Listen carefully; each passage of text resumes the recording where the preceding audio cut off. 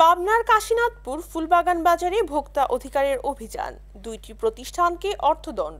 পাবনা থেকে শরীফুল ইসলামের পাঠানো তথ্যচিত্রের ডেস্ক রিপোর্ট। পাবনার বেড়া উপজেলার আমিনপুর থানাধীন কাশীনাথপুর ফুলবাগান বাজারে গতকাল 7 সেপ্টেম্বর শনিবার সকাল 11টার দিকে পাবনার জাতীয় ভোক্তা অধিকার সংরক্ষণ অধিদপ্তরের সহকারী পরিচালক মাহমুদ হাসান রনি উক্ত অভিযানটি পরিচালনা করেন।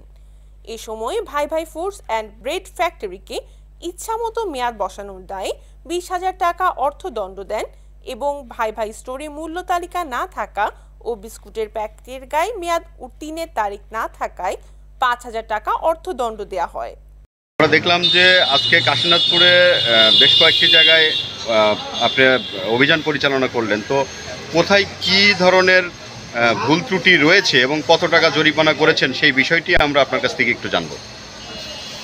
আসলে আমাদের ভোক্তা অধিকারের যে অভিযান হয় প্রত্যেকটা জেলার প্রত্যেকটা উপজেলায় হয়, আর আমাদের লোকবল খুবই স্বল্প, তো সেক্ষেত্রে আমি একটাই অবস্থা এবং আমাকেই দৌড়াতে হয়।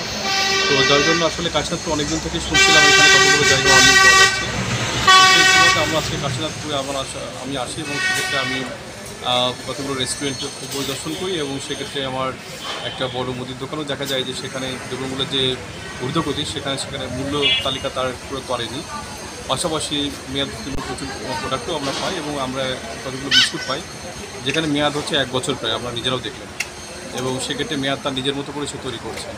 পরবর্তীতে সেই থ্রু দিয়ে আমরা সেই বিস্কুট কোম্পানিকে আমরা এখানে আসি এবং যেটা সামনে আমরা দাঁড়ায় আছি ভাই ভাই ফুড প্রোডাক্ট, এটাকেও আমরা 20,000 টাকা জরিমানা করি এবং ওই দোকানগুলোতে আমরা মূল্য তালিকা না থাকার জন্য আমরা 5,000 টাকা জরিমানা করি।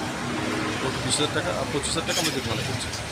তো এই ধারা অধিকার থেকে অব্যাহত থাকবে এবং আমরা এরকম বাজার পরিদর্শন করবো যাতে বাজারে কিছু কাস্টমার